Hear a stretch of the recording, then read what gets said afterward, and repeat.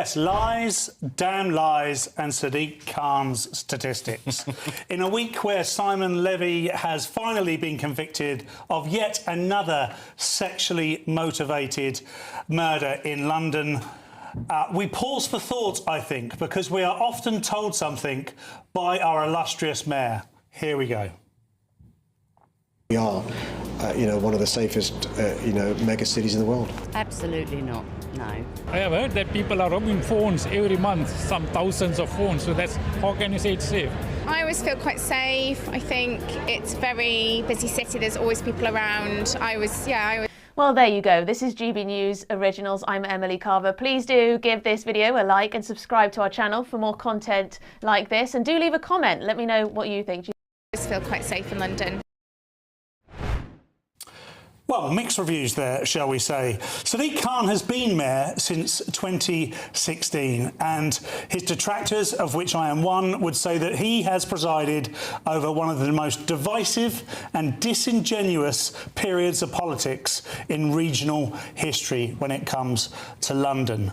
We are told, as he said then, that London is one of the safest major cities in the world. First things first, I don't want London to be compared with the worst or most stabby place across the globe. I want London to stand alone as a safe place, a brothers keepers town where we all keep an eye out for one another. We know who the baddies are, we know who the goodies are, and the police get on with their job. Now, he will point to year-on-year statistics, because year-on-year, sometimes the statistics are in his favour. If you take 2025 versus 2026, it has dropped down. But if you take 2016 versus 2026, knife crime is up by 40%.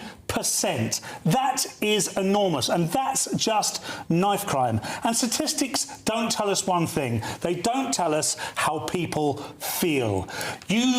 Statistics don't prevent you from not being able to get your phone out, not being able to put your bike somewhere without a lock, not allowing your wife or girlfriend or daughter or auntie to walk home alone at night. So I ask, why aren't we demanding better from the Mayor of London? Why are we arguing over carefully selected statistics instead of demanding a capital where everyone actually feels safe? It's a good question, Paul. And Pablo, Paul did say he doesn't want London to be compared to the worst, stabbiest cities in the world. I agree with him, but you don't need to compare London to the worst, stabbiest cities. According to most of the safety indices, it ranks low to middle when it comes to global safety, below a lot of other European cities. For him to somehow say that this is a safe city is gaslighting, surely. No, I think actually two things can be true at once. I think it can be true that London is like lots of cities, a busy place with lots of people where lots of things go wrong. It is also a great city where lots of things are going right. And it can be true that there are issues like this, but murders are down, violent incidents are down. It isn't true to say that on all the statistics that crime and violence is getting worse in London, but it is a big city where things are going to get wrong. And I think that, the Metropolitan Police, they've acknowledged their failings, and, they've got to be held accountable for that. I think to say that this is gaslighting, I think is unfair. Can I pick up on the murder statistic? Because it is the one that Sadiq always grabs at to say, well, look, everything is rosy. And I'd be very worried in a Western city if murder rates aren't continuously going down as you become more advanced and technology improves. But the fact is that knife crime has gone up since he started, sexual assaults have gone up, theft has gone up, or shoplifting has gone up. These are the key things that people worry about in the day-to-day, and they're the things that are getting worse. Well, actually, I don't know that is the truth. The statistics that I saw that those were going down in the last year, despite a population going up. Well, I'm looking at Statista, which sounds statistically accurate if you got the name. Well, the statistics that I saw reported were slightly different. But listen, I think the principle is we all obviously want a safe capital city. It is a big city. There are always going to be problems. I don't think that we should be labelling, we should be taking one incident like this and spreading it across the city. I just don't think that's a fair thing to do, even for the Metropolitan It's amazing. The left always talk about lived experience. experience, but what about people's lived experience of being in London? I know Touche. so many. I mean, women certainly don't feel as safe as they did 10 years ago. When I was recently in Budapest, I felt so much safer walking around the streets of Budapest at night than walking around the streets of London. I would be very nervous walking around at like 1 a.m. by myself if I didn't have a man with me. People don't wear their jewellery or their watches anymore. People are having their phones snatched out of their hands. I see it all the time. I saw someone getting mugged for a steak a couple of years ago outside of a co-op in North London, a very nice part of North London. This is people's experience of their daily lives, and the point is that, you know, when you think the police aren't going to bother to solve the burglary or do anything about the shoplifting or do anything about your phone being snatched, you're not going to report it, and it's not going to be reflected in those statistics. I was just in Trafalgar Square just yesterday, and they've now put up these enormous kind of counter-terrorism barriers with these sort of big eyesore yellow gates, doorways that you have to walk through in order to get into Trafalgar Square. Can we use the correct expression? They are diversity gates. Diversity gates. Well, it's defensive architecture, and you see it now all over London. So Sadiq Khan is telling us without telling us where the problem lies. Sadiq Khan's favourite line is diversity is our strength. What he never tells us is diversity from what? What are we diversifying away from? Well, we are clearly diversifying away from an incumbent native culture that no longer exists. And he is telling us the very reason why we are seeing such a crime epidemic. I disagree. But here's where it gets genuinely fascinating, because the official figures are actually on Diego's side, whether the mayor wants to acknowledge it or not. In the year to June, neighbourhood offences, and that includes theft, personal robbery and vehicle crime, fell by a striking 14% across London. 13,000 fewer people became victims of phone theft. Those are real numbers, real people who didn't have their day ruined by a stranger's quick hands. Sir Mark Rowley, the Metropolitan Police Commissioner, credits neighbourhood policing and what he calls cutting-edge technology for the drop, and to be fair, that's a legitimate part of the story. But Diego's question is simple, and it's a fair one. If the streets are safer, and if he's been out there every single day helping catch the people responsible, why does the mayor act like he doesn't exist? If you're enjoying this one, and I think you are, this is exactly the kind of story we dig into every week on Britain Underneath. So go ahead and subscribe now before you forget, because the next story might be the one that really gets under your skin. Now, Sadiq Khan isn't entirely dismissive of the wider problem, and this is where things get a bit more complicated, and honestly, a bit more damning for the system as a whole. He's admitted that court delays and early release schemes are genuinely undermining the hard work being done to bring crime down. He told Metro he gets frustrated too. Frustrated when victims are told their trial is 3 years away. Frustrated when police make an arrest, only to see the person released the very next day because of a decision made by a magistrate or a judge. And this is exactly what grinds Diego's gears the most. He says he watches people get arrested, give police what he believes are fake names and addresses, and walk free within hours, never showing up for their court date at all. So even if the pickpocket hunter and the mayor can't agree on who deserves the credit for falling crime rates, they seem to agree on something far more uncomfortable: that the system meant to hold offenders accountable is leaking people through the cracks faster than anyone can patch them. So who's really keeping London's pockets safe? Is it the police? The technology? The neighbourhood officers grinding away quietly in the background? Or is it ordinary people, like Diego, refusing to just walk past and mind their own business? Maybe it's a bit of both, and maybe pride is getting in the way of anyone actually admitting that. Can Britain's fractured right actually unite? Or is this just another act in the psychodrama of British politics?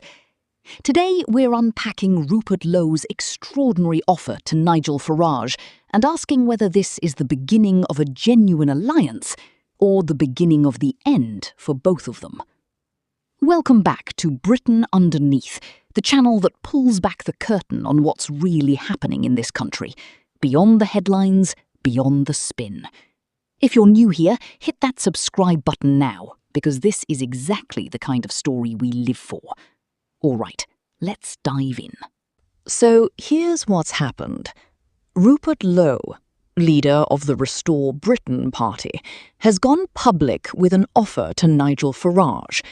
The pitch is simple on the surface. Put the egos aside, forget the history, and unite what Lowe calls a hopelessly divided right wing, before Labour, now under Prime Minister Andy Burnham, walks away with the next election. But of course, nothing in British politics is ever simple, is it? Lowe didn't just extend a hand of friendship. He came with conditions, 5 of them, and some of them are going to make headlines for weeks. First up, borders. Lowe says stopping illegal immigration isn't enough anymore. He wants deportations. Across the board, no exceptions, no half measures. This is the kind of language that plays well with a certain slice of the electorate and sends everyone else reaching for the smelling salts. Make of that what you will. Second, and this is the one people are already fighting about online, Lowe is calling for what he terms demographic security. He's pointing to population projections that he claims show a shrinking share of white Britons in the coming decades, and he's tied that concern to a list of proposed bans on the burqa, on religious slaughter practices, on cousin marriage, and on what he describes as Sharia courts and public displays of Islamic prayer. Strong words, contested claims, and exactly the sort of thing that could make or break any alliance with Farage, who has always been careful about how far right he lets reform drift, at least publicly. Third, Lowe wants a referendum. Not on Europe this time, but on bringing back the death penalty. Let that sink in for a second. A full, free and fair public vote, in his words, on whether Britain should start executing people again. That is not a small ask, and it's not one Farage can dodge easily if he wants this partnership. Fourth, brace yourselves. Lowe is talking about enormous cuts to public spending. Difficult, unpopular decisions, he says. Translation, someone's budget is getting slashed, and it probably isn't going to be a popular someone. And fifth, perhaps the most personal condition of all, Lowe wants a clean break from the old guard. Former Conservative ministers, he says, do not get a seat at any future cabinet table. They had their chance, in his words, and they blew it. Now here's why this matters right now. Before we go further, if you want more breakdowns like this delivered straight to you, make sure you're subscribed to Britain Underneath, because this story is only going to get bigger.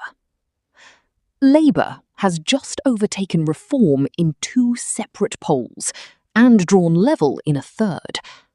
Andy Burnham, the former Manchester mayor turned Prime Minister after taking over from Keir Starmer, has hit the ground running. Education reform, an overhaul of social care, devolution pledges, and a hefty £8.4 billion investment into Britain's nuclear deterrent. And let's not forget Makerfield. That by-election was supposed to be a nail-biter between Labour and Reform.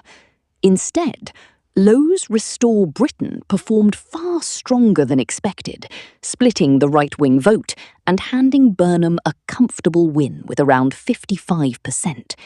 It didn't change the outcome, but it proved something important. A divided right can hand Labour victories it shouldn't be winning. So is this Lowe genuinely trying to save the right from itself? Or is this a power play from a man who was kicked out of Reform just last year, looking to force his way back onto the political stage on his own terms? Farage hasn't responded publicly yet, and how he answers, or whether he answers at all, could reshape British politics heading into the next election. That's the story, and there is so much more underneath it. Take a breath, stay informed, and if this kind of honest, unfiltered look at British politics is what you're after, please subscribe to Britain Underneath. It genuinely helps this channel keep doing what it does. Stick around till the end of every video, because the details we uncover here, you won't find them anywhere else. See you in the next one. The Vigilante versus the Mayor. London's pickpocket war just got personal. There's a war happening on the streets of London right now, and it's got nothing to do with knives, drugs, or the usual headlines you're used to seeing. This one's about pride, credit, and who really gets to claim they're keeping your pockets safe. On one side, you've got the Mayor of London. On the other, a man with a can of red spray paint and a small army of followers watching his every move online. Welcome back to Britain Underneath, the channel that pulls back the curtain on what's really happening beneath the surface of British politics and society. If this is your first time here, do yourself a favour and hit that subscribe button right now, because what I'm about to tell you is the kind of story the mainstream outlets will skim past in 30 seconds, and we're going to sit with it properly. Let's get into it. So here's the situation. Diego Galdino, London's now infamous pickpocket hunter, has hit back hard after Sadiq Khan suggested his work has done, and I quote, nothing to help lower crime in the capital. Nothing. Not a dent. Not a contribution. According to the mayor, the credit belongs squarely with the Metropolitan Police. Full stop. End of conversation. Diego's response?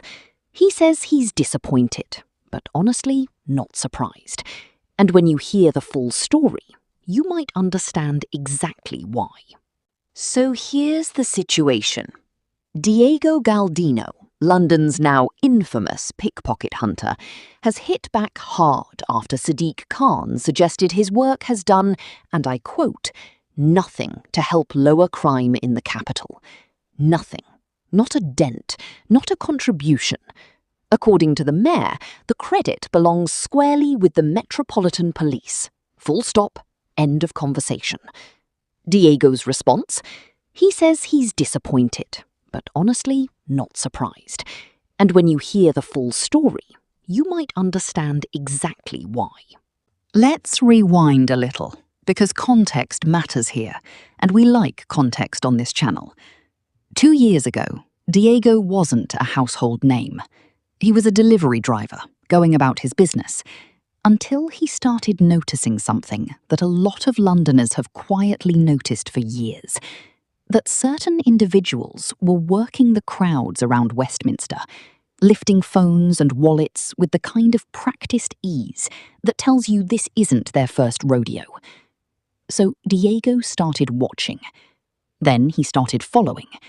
Then he started spraying his now signature red paint on anyone he caught in the act, marking them out for everyone, including the police, to see. It was bold, it was controversial, and it worked, at least according to the man himself. Before we go further, and speaking of things that work, remember to subscribe to Britain Underneath if you want the full unfiltered picture on stories like this one, because we're not done unpacking this yet. Diego's platform exploded after Metro joined him on patrol back in July last year. Hundreds of thousands of followers later, he's quit his old job entirely. Crime fighting, or crime spotting, has become his full-time occupation, and he insists the numbers back him up. He told Metro, quote, "Victims come to us. We find the pickpocket and we give all the details to the police. And since I started 2 years ago, I have noticed a difference." He says he's personally witnessed around 25 arrests linked to his work, including 2 individuals who were later deported. That's not nothing. That's a man with a receipt.